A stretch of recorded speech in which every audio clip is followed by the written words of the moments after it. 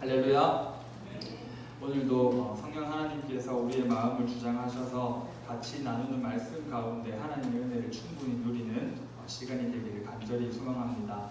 오늘부터 2학기 본과가 이제 시작되었습니다. 2학기 동안은 아까 잠깐 말씀드렸던 것처럼 사도행전을 6주, 길면은 8주 정도를 같이 여러분들과 살펴볼 예정입니다. 사도행전은 여러분 누가 썼을까요? 사도행전은 누가 썼을까요? 네, 사도행전은 누가가 기록을 했습니다. 누가가 기록한 성경이 하나 더 있는데 혹시 아시는 분 있으세요? 뭐죠? 누가 복음, 그렇죠. 네, 이 누가라는 사람의 직업이 의사였습니다. 의사였고요. 또 한 가지 더 직업이 있었는데 역사가였다고 합니다. 의사이자 역사가 투잡을 끼신 거죠. 투잡을 끼셨는데 이 사람의 이름을 따서 만든 아이스크림도 있죠. 누가바.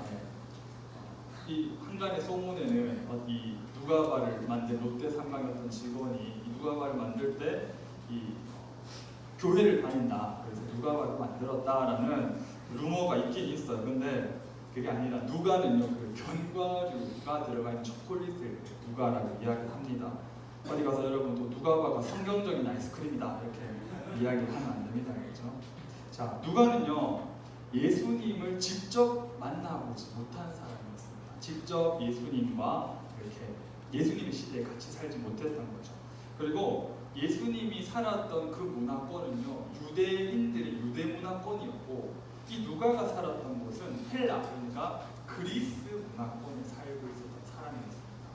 심지어 언어도 달랐습니다. 우리 유대인들은 보통 아람어, 히브리어를 사용했는데 이 헬라 그리스인들은 헬라어, 그리스어를 사용했기 때문에 어떻게 보면 너무나 예수님과 조금 동떨어져 있는 그런 사람이었습니다.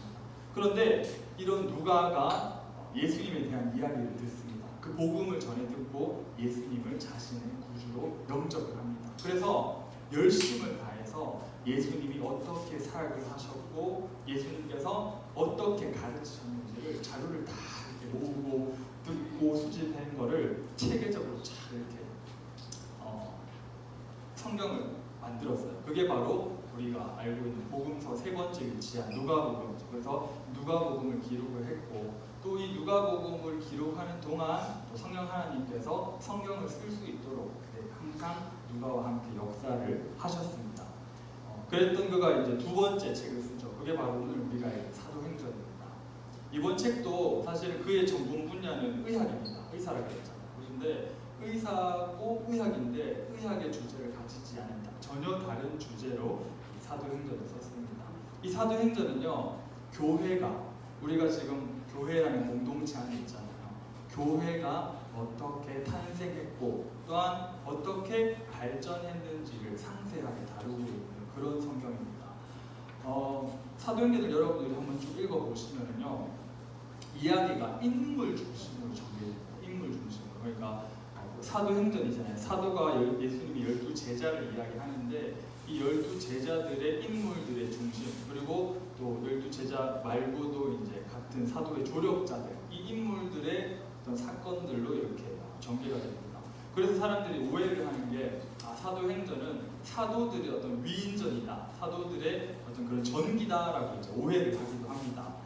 하나님의 일을 위해서, 하나님의 일을 이루시기 위해서 하나님이 사도들을 그리고 사람들을 사용하시는 건 맞습니다. 하지만 이 사도행전의 주된 관심은 사람들이 무엇을 행했고 어떻게 사역을 했느냐가 중요한 것이 아니라 이 복음이, 하나님을 아는 예수님이라는 이 복음이 이 세상에 어떻게 전파되어서 땅 끝까지 이르는지를 잘 가르쳐주고 그런 성경이라고 이야기를 할 수 있을 것 같습니다.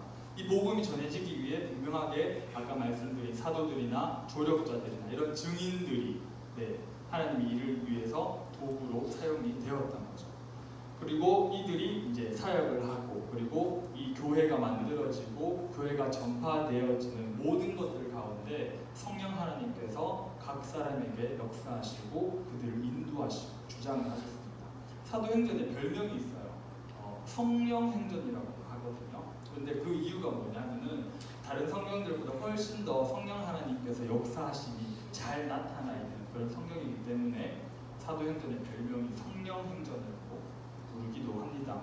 제가 이렇게 성령행전이 아니라 사도행전을 이렇게 이야기하는 것은 우리가 이제 앞으로 계속 사도행전을 살펴볼 것이기 때문에 여러분들이 이 배경 그리고 이 개요를 여러분들이 알고 읽는 것을 또 모르고 읽는 것과 전혀 다르기 때문에 잠깐 소개를 해드렸고요. 그리고 여러분들 만약에 지금 성경을 이제까지 읽고 계셨던 부분이 있다면은 혹시 있다면은 잠깐 멈추시고 오늘 저녁부터는 사도행전을 한번 읽어보세요. 사도행전이 다른 성경들과 다르게 또 스토리로 이어져 있거든요. 그렇기 때문에 충분히 재밌습니다. 12 제자들이 예수님의 명령을 받고 어떤 것들을 이렇게 하는지, 그리고 어떤 고난과 어떤 이런 것들을 겪음에도 불구하고 그것을 어떻게 이겨내는지를 정말 재미있게 잘 풀어내기 때문에 여러분들이 이 사도행전을 쭉 읽었으면 앞으로 오늘부터 저녁부터 사도행전을 한 장 한 장씩 읽으면 좋을 것 같고요. 그리고 임원 임사들한테 제가 자치회 그리고 찬양팀한테 따로 이야기는 안 했는데 지금 잠깐 공부하면은 월요일부터 시작을 해가지고 저희가 다다음 주 이제 임원 수련회랑 진행을 할 것 같은데 그 사이에 우리 사도행전을 의무적으로 일단 임원 임사들은 하루에 3장씩 읽게 할 겁니다. 네, 읽게 할 거고 여러분들 지금 공부를 하는 겁니다.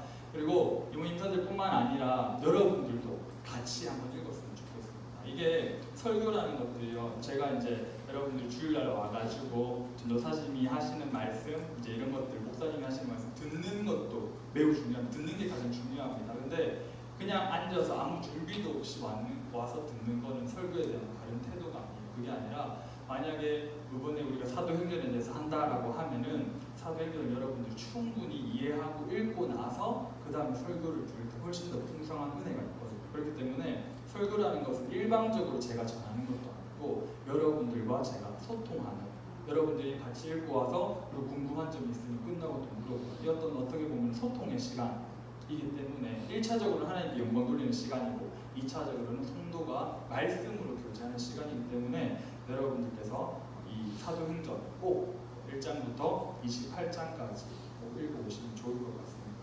자, 본문 말씀으로 이제 한번 들어가 보겠습니다. 자, 예수님께서 십자가에 달려 돌아가셨다가 부활하신 후에 제자들에게 약속을 하십니다. 한 가지 약속을 하시는데 여러분 성경책 한번 보세요. 사도행전 1장 4절과 5절을 한번 펴주세요.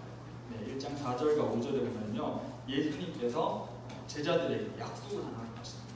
자, 읽어보시면요, 1장 4절에서 5절을 보시면은 사도와 함께 모이사 그들에게 분부하여 이르시되 예루살렘을 떠나지 말고 내게서 들은 바 아버지께서 약속하신 것, 하나님께서 약속하신 것을 너희에게 줄 것이다. 그게 뭐냐? 바로 물로 세례를, 요한은 물로 세례를 베풀었는데 너희는 얼마가 못돼서 성령으로 세례를 받으리라. 자, 이게 무슨 말이냐면요, 약속하신 선물이 바로 성령 하나님 너희들에게 선물로 주겠다라는 말씀을 이렇게 하시고 이제 예수님께서는 승천을 하십니다. 하늘로 올라가십니다.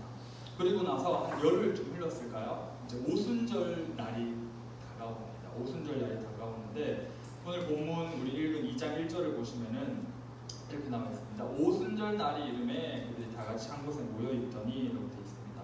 오순절이 무슨 날이냐면요, 여러분 혹시 6월절 기억하세요?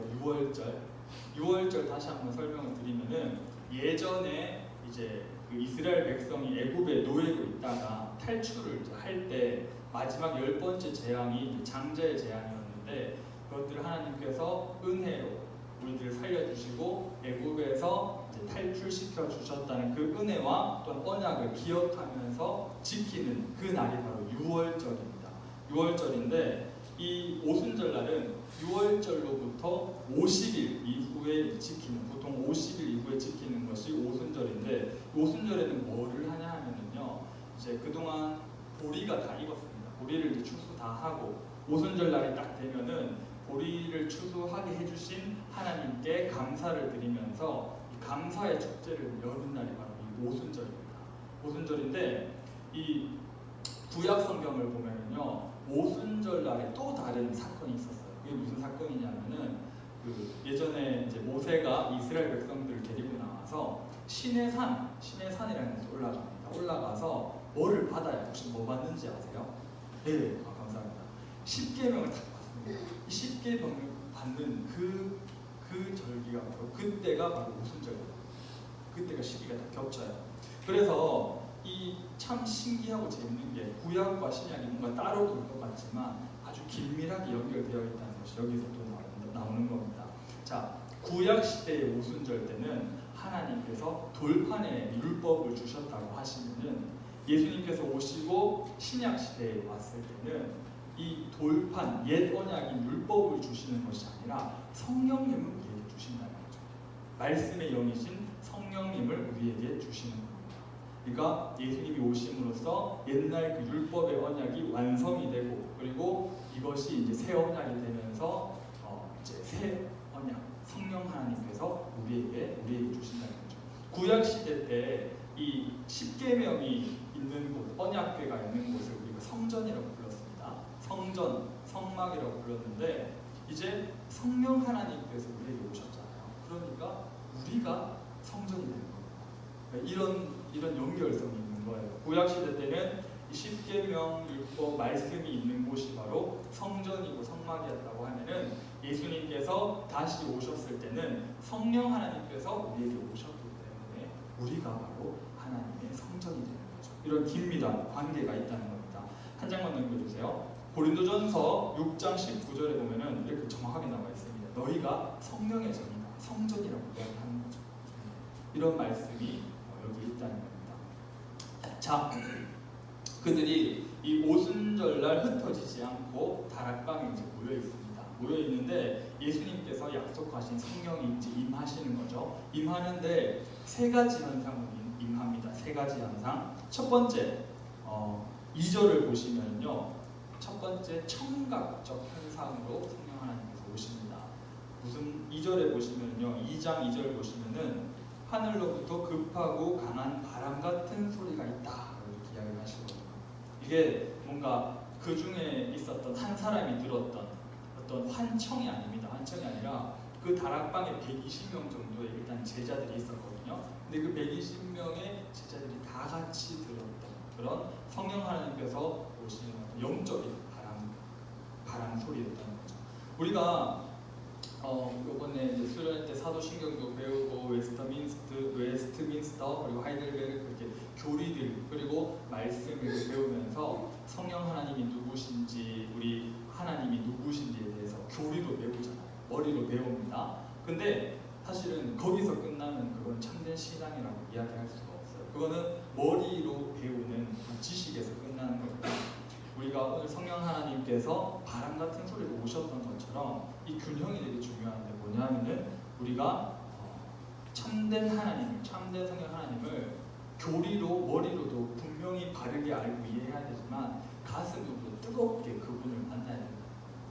뭔가 교리만 앞세우거나 이런 것들이 중요한 것이 아니라 이런 교리나 이런 것들이 있으면은 분명히 뜨겁게 기도하면서 성령 하나님을 만나는 그 체험.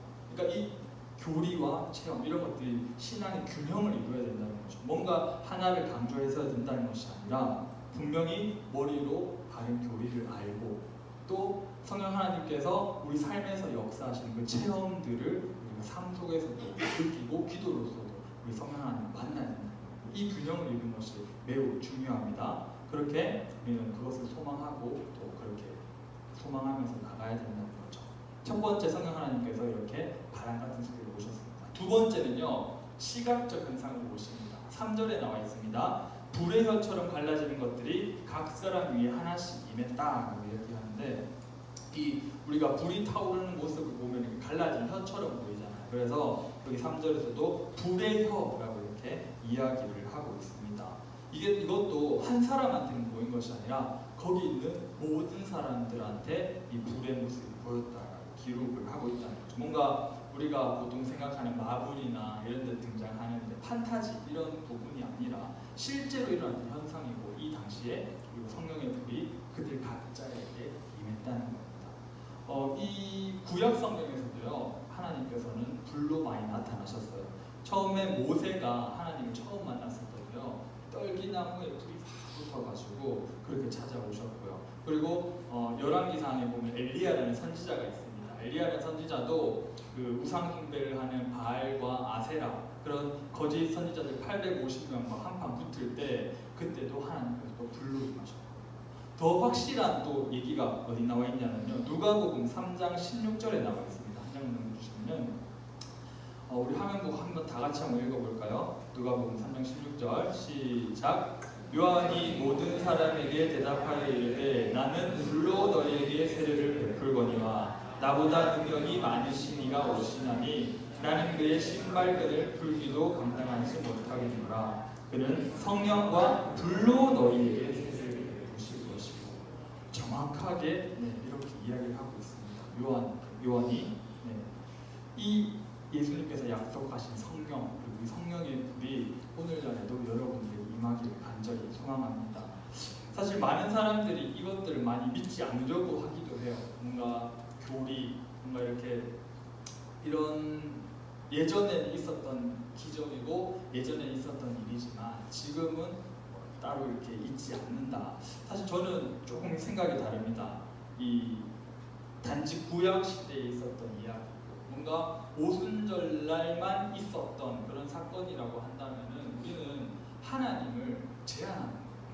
전지전능하신 하나님을 우리는 예전에는 그랬지만 지금 못하시는 하나님을 뭔가 제한해버리는 거고, 성령 하나님을 제한해버리는 거죠. 이것도 사실은 어떻게 보면은 되게 위험한 생각일 수가 있습니다. 그렇기 때문에 어떤 이런 오순절날이 맺던 어떤 성령의 바람과 불이 어떤 형태로 우리에게 성령 하나님께서 여러분들 각자에게 다가가실지 모릅니다. 성령 하나님께서 여러분들 삶 가운데 어떤 사건이나 어떤 부분에서 여러분들 찾아오실지 모릅니다. 방법과 어떤 그런 방식은 다를지 몰라요. 하지만 분명하게 하나님께서는 성령과 불로서 여러분들에게 만나주시고 구하는 자들에게 만나주신다는 거죠. 이 믿음을 여러분들 잃으면 절대 된다는 겁니다.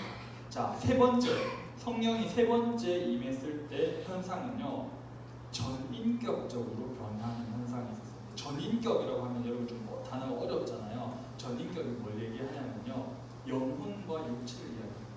사람은 영혼으로만 이루어지지도 않았고 육체로만 이루어지지도 않았고요. 영혼과 육체로 이루어져 있는데 이 영혼과 육체가 전인격이라고 이야기합니다.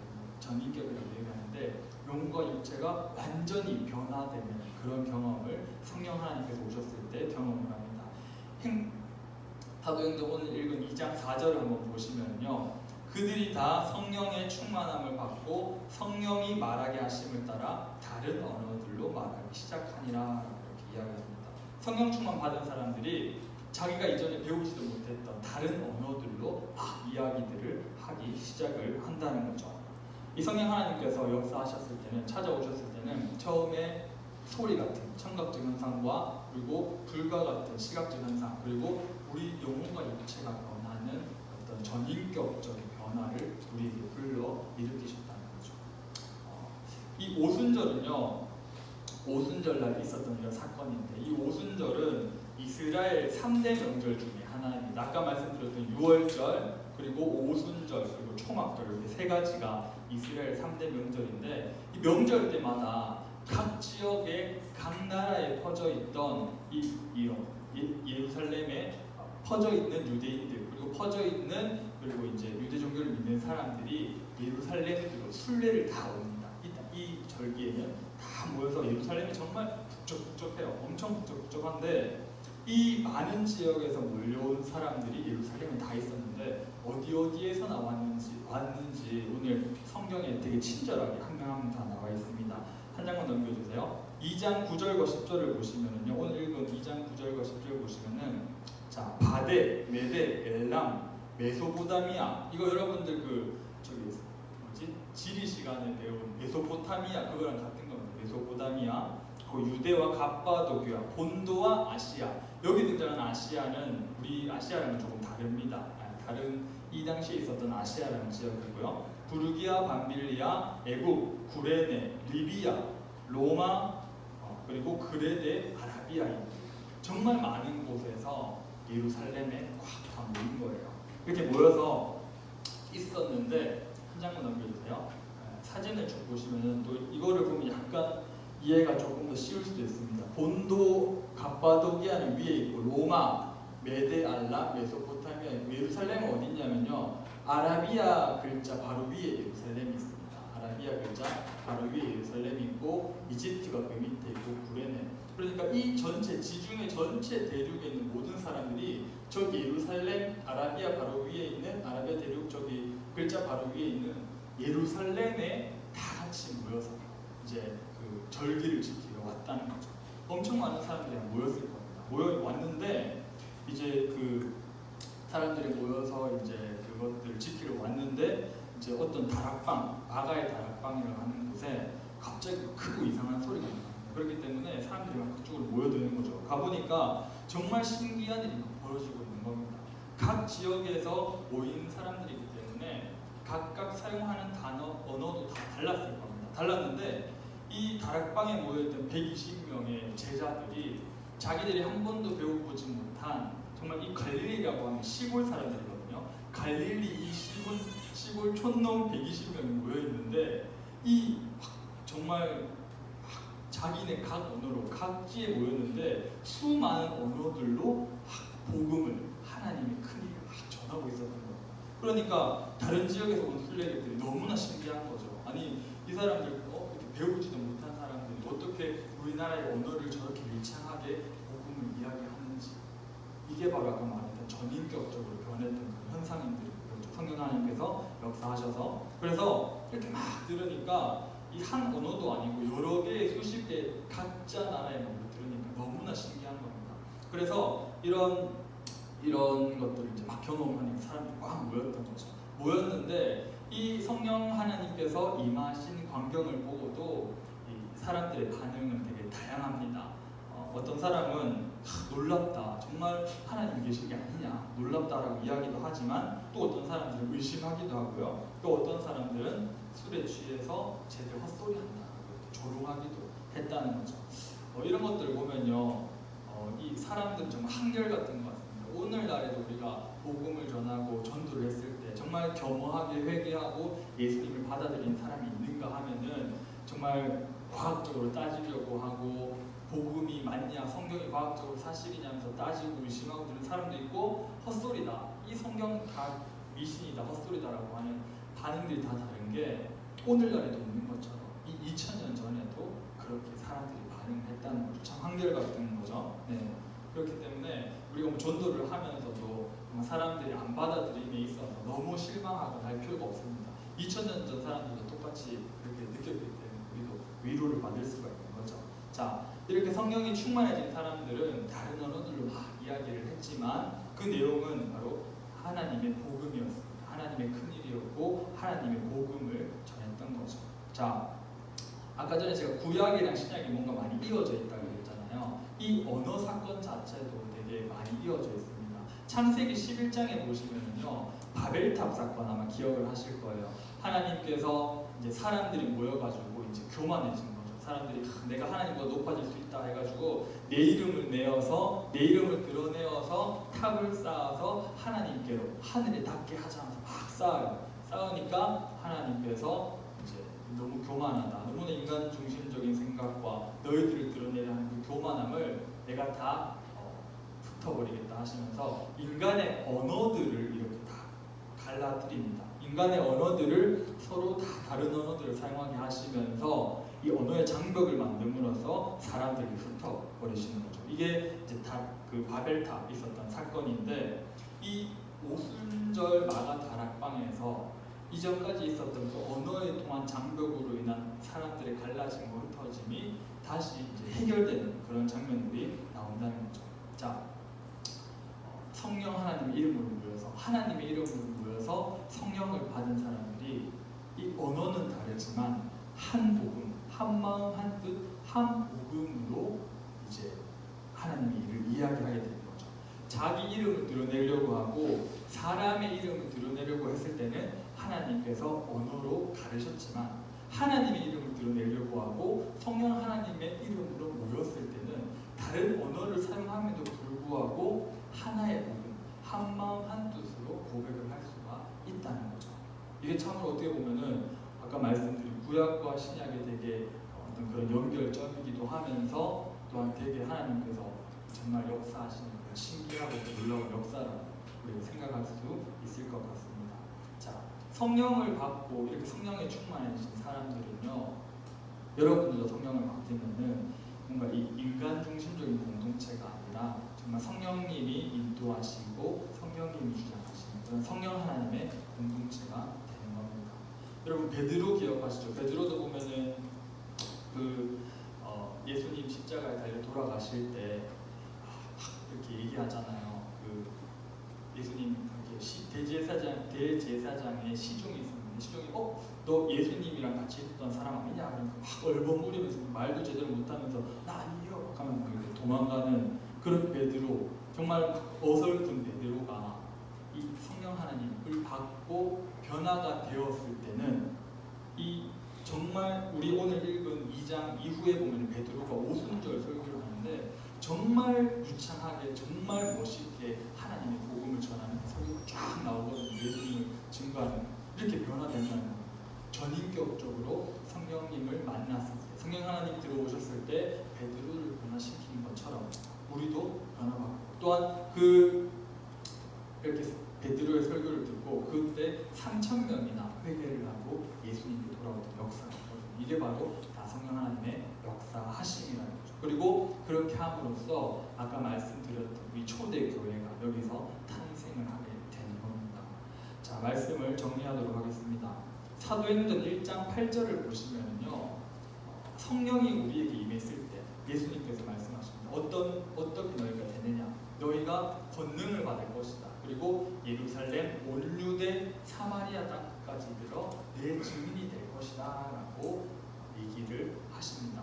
자, 오순절 마가 다락방에서 성령 하나님께서 임했을 때 아까 성령의 바람 소리가 들리고 성령의 불이 보이고 각 나라의 방언으로 얘기하면서 전인격적인 영혼과 육체에 정말 변화가 왔을 때 우리가 하나님의 복음을 한마음 한뜻으로 전해지는 그런 증인이 될 것이다. 예수님께서 미리 말씀을 해주셨던 거죠. 이렇게 교회가 탄생하게 되고 이렇게 쭉 이어져 가는 겁니다.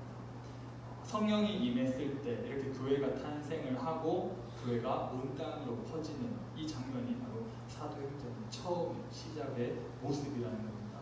만약에 기독교라는 것이, 여러분, 교회라는 것이 인간이 세우는 것이라면, 그러니까 인간이 그냥 세우고 인간이 세운 제도라고 이야기를 한다면은 이제까지 역사 속에 존재했던 그런 제도나 그런 종교들처럼 사라지고 말았습니다.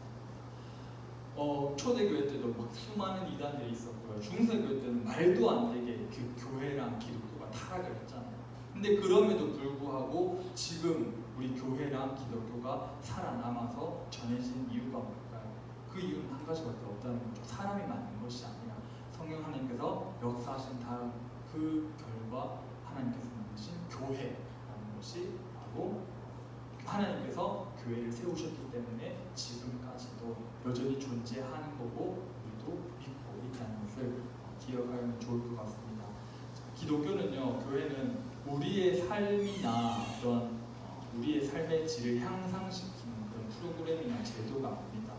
기독교의 메시지는요, 세상을 좀 더 나은 세상으로 만들고자 하는 그런 개선 방향을 가지는 그런 프로그램이나 그런 제도가 아닙니다. 너무나 악하고 너무나 연약하고 부족한 이런 세상임에도 불구하고 그 세상 속에서 살아가는 사람들을 변화시키고 장차 오실 예수님을 위해, 그리고 그 영광을 위해 사람들을 준비하는 것이 바로 기독교랑 교회라는 거죠. 예수님께서 그 목적을 이루시기 위해 예전에도 일하셨고 지금도 일하고 계시고 앞으로도 계속 일하실 것입니다. 이 메시지가 예전 2000년 전에 그 초대교회를 만들었던 그 고대 근동을 뒤흔들었던 이 기독교 교회의 메시지라는 거죠. 그런 메시지가 지금도 우리에게 여전히 유효한 것입니다. 성령 하나님께서 우리들을 찾아오셨을 때 정말 이전에 우리가 그 어떤 것으로도 채울 수 없었던 가득 채움을 여러분들이 꼭 경험하시는 모든 분가 되기를 간절히 바랍니다. 8월 행복한 새벽 예배 때 이제 어제 그저께 이제 우리 담임 목사님께서 하신 말씀을 제가 얘기하면서 여러분들 이 말씀을 마무리하고자 합니다. 말씀에 우리는 밑 빠진 항아리와 같다라는 이런 표현을 하셨는데, 사실 이 항아리가 밑이 이렇게 없으면은 무언가를 채울 수가 없잖아요. 근데 우리는 계속 채우려고 합니다. 재물력을 채우려고 하고요. 그리고 명예, 그리고 뭐 도덕, 그리고 친구, 이성 간의 사랑, 우정, 그리고 목숨보다도 귀한 가족 이런 것들을 우리가 정말 채우려고 한다는 거죠. 근데 채워지지 않죠. 오해하기도 합니다. 완벽하게 채워지지 않았지만 난 채워졌다라고 오해하기도 합니다. 하지만 사실은 채워지지 않았던 거죠. 그것을 채울 밑빠진 항아리인 우리를 채울 수 있는 유일한 방법은요, 성령님의 바다에 그 항아리가 온전히 잠겼을 때 가득 채워진다고 말씀을 하셨습니다. 그 성령 하나님의 은혜의 바다에 여러분들이 꼭 성령 하나님을 만나셔서 성령 하나님이 여러분들 찾아오셔서 그 은혜에 푹 잠기는 무등부가 되기를 간절히 바랍니다.